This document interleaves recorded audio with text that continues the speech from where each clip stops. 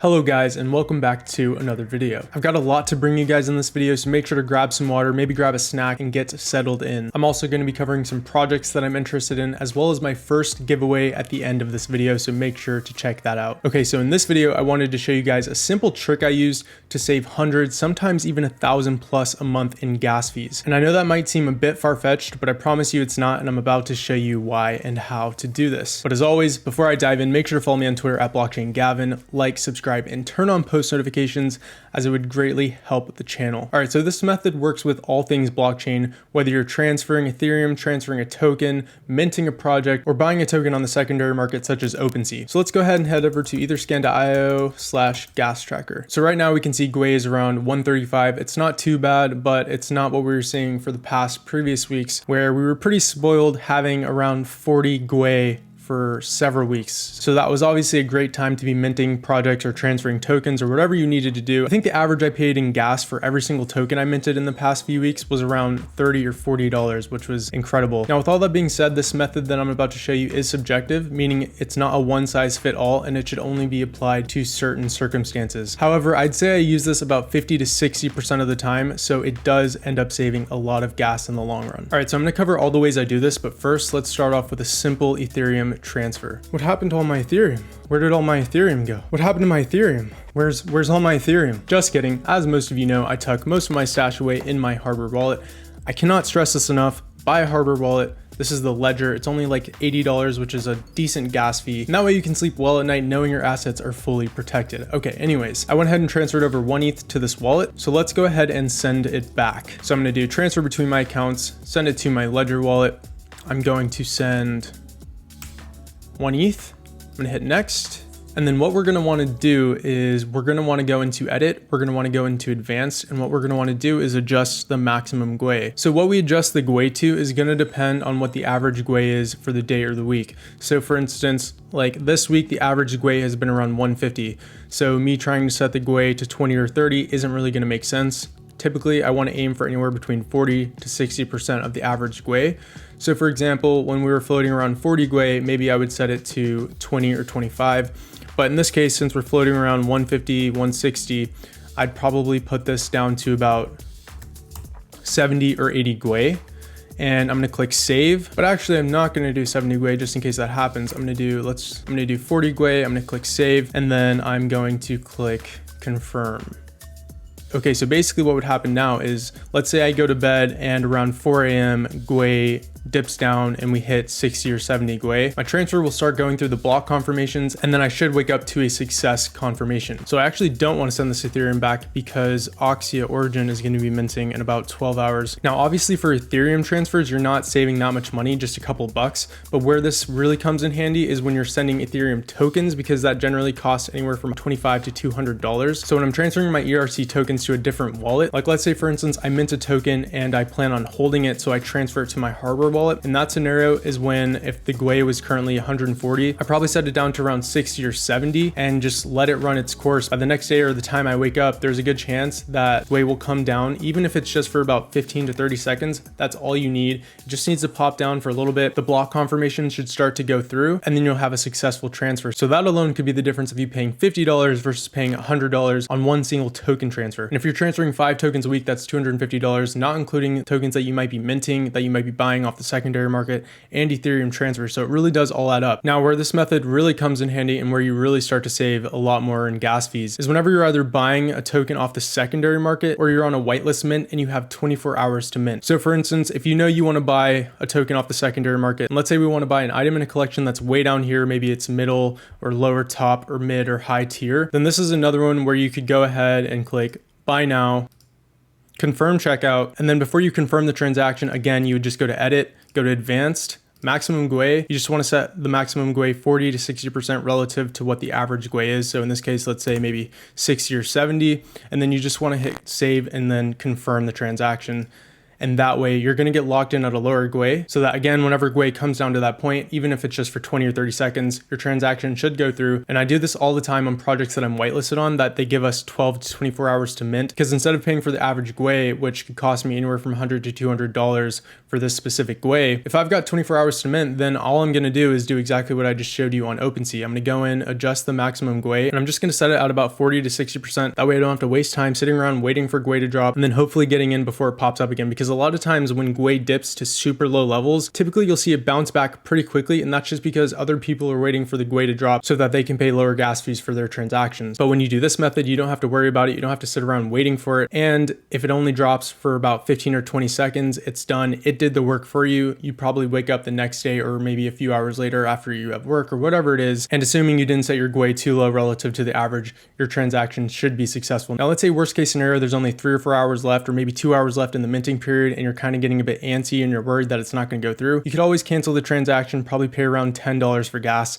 resubmit it at current gas prices, and then just pay whatever the current Gwei is. But most of the time, if you're setting it around 40 to 60% of the average Gwei and you have a solid window of time, that Gwei level will get ticked and the confirmation should go through for a successful transaction. So I hope all of that makes sense, and I hope the math is adding up right now, because even if you're just minting, let's say 5 projects between minting, buying on secondary, or whatever it is, sending transfers, you're probably spending at least a couple $100s in gas every week. And if you can mitigate that amount or even cut it in half, that really adds up over time, and you'd be surprised at how much you'll save a week and a month. This method really does save me hundreds of dollars a week, and I'm not sure why more people don't talk about it. So I wanted to make sure you guys know about it just in case you didn't. That way you can reinvest those savings into buying actual assets that is going to make you more money. All right, so that's it for that. Now I'm going to go over some projects that I'm interested in that you guys should definitely be checking out. Now, there's a ton of reasons why I think this project will do incredibly well and why it's getting so much hype and traction. So just for starters, their Discord is closed. They only have about 1.7K in their Discord. I am in their Discord, and I really wanted to get this video out yesterday because they only had around 50,000 followers. They've grown around 11,000 followers in just one day. And the founder, Cypher, dropped a tweet that he was going to let 1,000 trainers in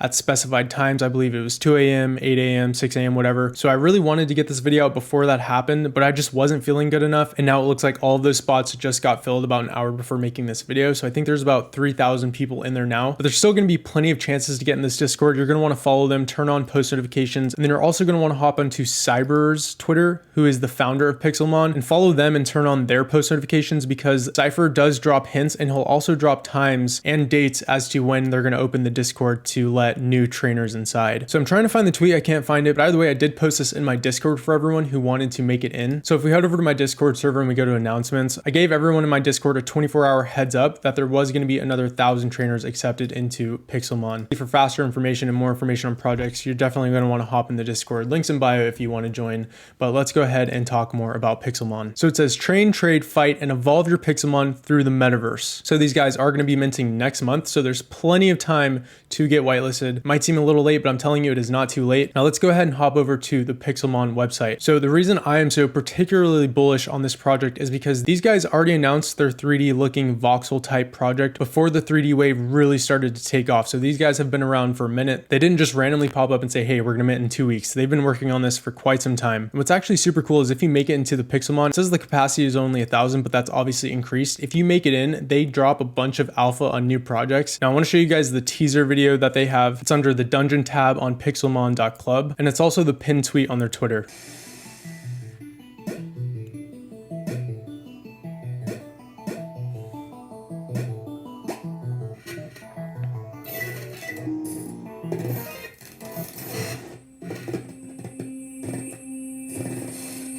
That's pretty sweet. So if you can't already tell, because they are a 3D collection and also a voxel collection, they get the best of both worlds. They get the 3D aspect and the 3D trend, which is super hot right now. And then on top of that, they also have the voxel style, which is what Sandbox is. So these guys are definitely going to be in the Sandbox. They're going to have their own land and they're going to have their own metaverse. So let's explore the roadmap a little bit. So it says Generation 1 Pixelmon will be able to mint our dubbed Genesis species. There will be over 100 unique species, and then reveal and trade. So Pixelmon Generation 1 eggs will hatch into Pixelmon. You can trade with fellow trainers, you can breed them, and even evolve them later. And so as I mentioned, it says Pixelmon will join the sandbox with our voxel style 3D models. Pixelmon has the ability to easily journey into the sandbox, which too is built upon voxels. So that's huge because the sandbox is one of the largest, if not the largest, blockchain games, and it's not even in its beta yet. And then it says land will be purchased and turned into 3 distinct areas: the Pixelmon hub, the training center, and the battle arena. So this is where it gets pretty cool. Trainers can hang out with one another, train to be the very best, or take part in fights where Ethereum and Pixelmon can be won for each victory. So that sounds super epic. And then the Pixelmon alpha version. So Pixelmon alpha version of Pixelmon will be released. This will be a virtual world metaverse where players will be able to join as a Pixelmon trainer and play, explore, build, train, fight, and more. So Pixelmon will have its own unique metaverse for Pixelmon trainers. And then I know I haven't said this yet. I mean, it's very obvious. Another huge reason why this will do well is because Pixelmon Pokemon. Again, I explained this about Galliverse before they changed their project to Meta Eagle Club after having issues with copyright infringement. But either way, Pokemon is one of the largest and most grossing anime franchises in the world. So this project really has everything going for it right now. Pokemon, 3D, and voxels.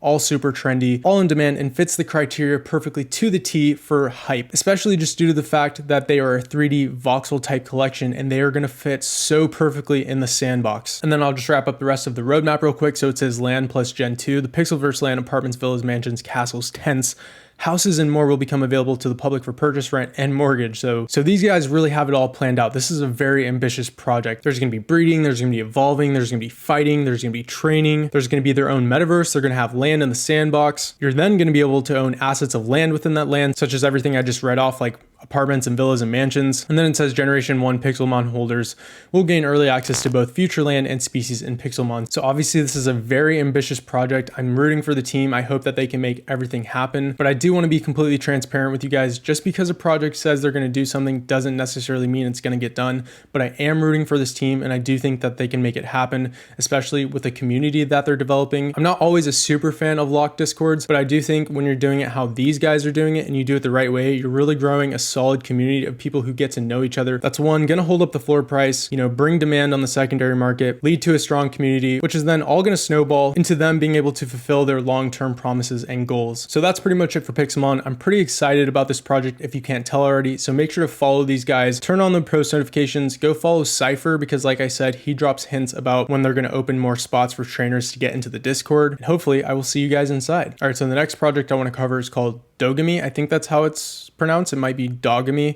I'm not exactly sure, but either way, it says that it is the world's first petaverse. Adopt, raise, and earn Doga, which is going to be, of course, their coin. And then welcome to the future of gaming. So let's go ahead and hop into their Discord because they do have some promising things to show for, as well as a fully doxed team that looks quite professional. And as always, I will evolve the Twitter and Discord links in the bio. But if you go into the sneak peeks, what's actually pretty interesting is they don't even have any sneak peeks of the NFTs themselves. They have the team like fully doxed, which I think is really cool. That's quite unique. Like that doesn't usually happen. So that's one thing I love about this project. They revealed their entire team. So you know that these guys are going to be very professional because they're going to be held accountable for anything that happens. And they've got quite a large team working on this. So let's go ahead and click official links and head over to their website. All right, so their website looks pretty clean, pretty professional. It says into the metaverse, adopt, raise, and earn. If we scroll down, we can see some of their NFTs and it says discover 300 plus breeds with unique traits, adopt your favorite Dogami, and uncover secrets of the petaverse. And so what's really cool about this project is they're actually going to be an augmented reality type game that you can download on your iOS or Android device. So it shows a little bit of a sneak peek here. And then it says you're going to earn Doga, which I talked about previously. Take your Dogami or Dogami to the petaverse, train, customize, build traits, and compete in challenges to earn the most Doga. And then if we scroll down a bit and check out their roadmap, it says Q1 2022, first gen alpha Dogami drop NFT. The NFT artistic direction will be revealed. The Doga token will be listed, and then they're going to have their first NFT drop on whatever marketplace that they choose. Then it says Q2 2022 Dogami game time. So the play to earn game will have its beta launch. They'll have DeFi features such as farming and staking. They're going to have augmented reality features, which I just covered, and then they're going to have their first collaboration revealed. So I'm not going to go over every single thing. As always, you guys can do that yourself. You should definitely always do your own research. I know they drop pictures of the team and sneak peeks, but what makes me really feel good about a project is when a team has their Twitter and LinkedIn profiles, where you can go on the website, click their LinkedIn profile. It shows you exactly who they are, all their connections, what their experience is. So I absolutely love when projects do this. And then it says they have these investors and partners, which are really massive: Ubisoft, Tezos, Sandbox, and then some other ones. So that's pretty much it for Dogami. Make sure to follow them on Twitter, hop in their Discord, as I feel like this will be a solid project, especially because I really haven't seen any other Petaverse type projects. So I think this really is going to be the first Petaverse type project, at least the first one that is going to be on people's radar and is done right by a professional team that has the experience and the capability to fulfill their promises and their roadmap. All right, so the next project I want to talk about is called Clementine's Nightmare. Now, I don't know too much about this project, but it does seem to be doing incredibly well. They really just started their Twitter and they have 8.3 thousand followers, and then they do have a Discord. It is locked, but I did manage to get into it. So if we hop over to their Discord, I think they have about 7,000 people in it currently. And if we hop over to their sneak peeks, we can check out the art style, which isn't exactly the trend, but I am a fan of it. I do think it looks really cool, and it reminds me of this iOS game. I can't remember what it's called, so I'll just throw it up on the screen. But either way, it says that they are going to be a play to earn NFT hero battler game with story and battle modes. Now, like I said, I don't know too much about this project. I don't really know much about the team, but I just wanted to put it on your guys' radar because this could be a promising project. And if you can manage to get into the Discord and you're vibing with the art and the community and you secure yourself a whitelist, then why not? I definitely think that the best way to go is to secure a whitelist spot in projects that look promising, and then when it comes down to the mint date, then you can make that final decision whether or not you're going to mint the project. And then the last project that I want to share with you guys is called Dr. Evil's Frankenpunks. So it says that there's going to be 10,000 3D Frankenpunks, 4 CryptoPunks, which I believe are going to be airdropped to holders, and then they're going to have a token called Franken. And it is created by 3D Punks, which if we go to their OpenSea, they have a verified collection with only 100 items and 1.5 ETH floor price. So that's always promising, knowing that it's coming from a verified project that does have some type of standing in the community. All right, so I'm not in their Discord, but we can definitely check out their website. So in my opinion, the art looks really cool. I think their artists behind this project did a very good job. It's kind of giving me Frankenstein / Rick and Morty vibes, and then obviously it's following the 3D trend, which is super hot right now. And then if you guys want, you can definitely check out the white paper at 3dfrankenpunks.com, but I highly recommend you guys just go on their Twitter and click their official link. That way you don't accidentally land on a scam website. Now, if we scroll down, it says that there are going to be 10,000 of these Frankenpunks, and I may be wrong, but I'm pretty sure at one point I saw on their Instagram that they're going to have other collections that they were going to collaborate with. So it wasn't just going to be Frankenpunks, there were going to be Croaks and other types of styles. I'm not sure if that's still a thing, but either way, I think the collection and the artwork still looks really good regardless. And if we scroll down, we can see Dr. Ethel's plans. So I think I was wrong when I said that they were going to airdrop CryptoPunks to their community holders. I think they're actually going to buy up 4 CryptoPunks, put them in a vault, and then add a bunch of ETH to a community wallet. That way they can maybe invest in new projects and develop further utility down the road. And then if we scroll down, you already know the vibes. The team is fully doxed. They've got their bios, they've got their links to their Twitters, which is awesome. So that is pretty much it for 3D Frankenpunks. Again, I'm not in their Discord, and I'm not sure if they plan on opening their Discord back open to the public, but if you are interested in this project, I definitely recommend following them and turning on post notifications. That way, if they do open up the Discord, you have a chance at making it in. So that is it for this video, guys. Last but not least, it is time for the first giveaway on my channel for hitting 3,000 subscribers. I know we aren't quite there yet, but by the time you guys are watching this video, we'll definitely have surpassed 3,000 subscribers. So thank you guys so much. You guys are incredible. I am so grateful. So for my first giveaway on this channel, you guys will be winning, one of you guys, one of my favorite pieces of canvas wall art from Iconic. It is their Monopoly edition.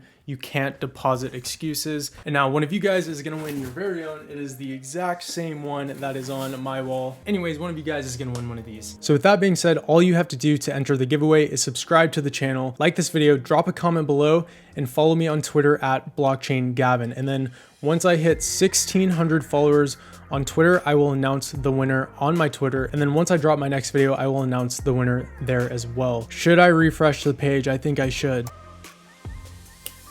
That is it, guys. That is 3,000 subscribers. You guys are amazing. I'm so excited for 2022. Make sure to follow, like, subscribe, comment on this video, follow me on Twitter at blockchaingavin, and I will catch you guys in the next video. Peace out.